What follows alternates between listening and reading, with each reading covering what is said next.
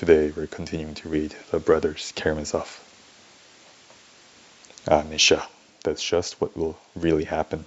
Every word of it, cried Alyosha, unable to restrain a good-humored smile. You're pleased to be sarcastic too, Alexei Fyodorovitch. No, I'm joking. Forgive me.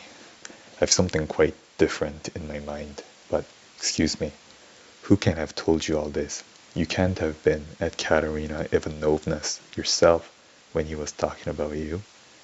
I wasn't there, but Dmitri Fyodorovitch was, and I heard him tell it with my own ears. If you want to know, he didn't tell me, but I overheard him, unintentionally, of course, for I was sitting in Grushenka's bedroom, and I couldn't go away, because Dmitri Fyodorovitch was in the next room. Oh yes, I'd forgotten she was a relation of yours. A relation? That Grushenka, a relation of mine? Cried Rakitin, turning crimson. Are you mad? You're out of your mind. Why, isn't she a relation of yours? I heard so. Where can you have heard it? You Karamazovs brag of being an ancient, noble family, though your father used to run about playing the buffoon at other men's tables, and was only admitted to the kitchen as a favor. I may be only a priest's son, and dirt in the eyes of noblemen like you, but don't insult me so lightly and wantonly. I have a sense of honor too, Alexei Fyodorovitch. I couldn't be a relation of Grushenka, a common harlot.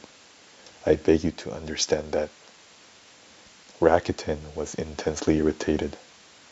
Forgive me, for goodness sake, I had no idea. Besides, how can you call her a harlot? Is she that sort of woman?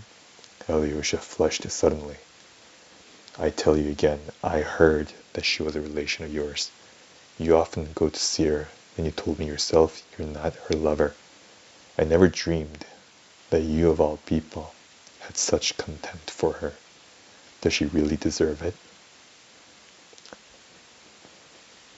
I may have reasons of my own for visiting her. That's not your business.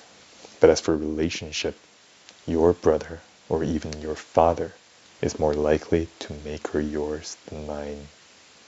Well, here we are. You'd better go to the kitchen. Hello, what's wrong? What is it? Are we late? They can't have finished dinner so soon. Have the Karamazovs been making trouble again? No doubt they have. Here's your father and your brother Ivan after him. They've broken out from the Father Superiors, and look, Father Isidore shouting out something after them from the steps, and your father shouting and waving his arms. I expect he's swearing. Bah, and there goes Miusov driving away in his carriage. You see, he's going, and there's old Maximov running. There must have been a row. There can't have been any dinner. Surely they've not been beating the Father Superior. Or have they perhaps been beaten? It would serve them right. There was reason for Rakitin's exclamations. There had been a scandalous, an unprecedented scene. It had all come from the impulse of a moment. Chapter 8. The Scandalous Scene. Miusov, as a man of breeding and delicacy, could not but feel some inward qualms when he reached the Father Superior's with Ivan. He felt ashamed of having lost his temper. He felt that he ought to have disdained that despicable wretch, Fyodor Pavlovitch, too much to have been upset by him in Father Zosima's cell, and so to have forgotten himself. The monks were not to blame in any case, he reflected, on the steps. And if there are decent people here, and the Father Superior, I understand, is a nobleman, why not be friendly and courteous with them? I won't argue. I'll fall in with everything.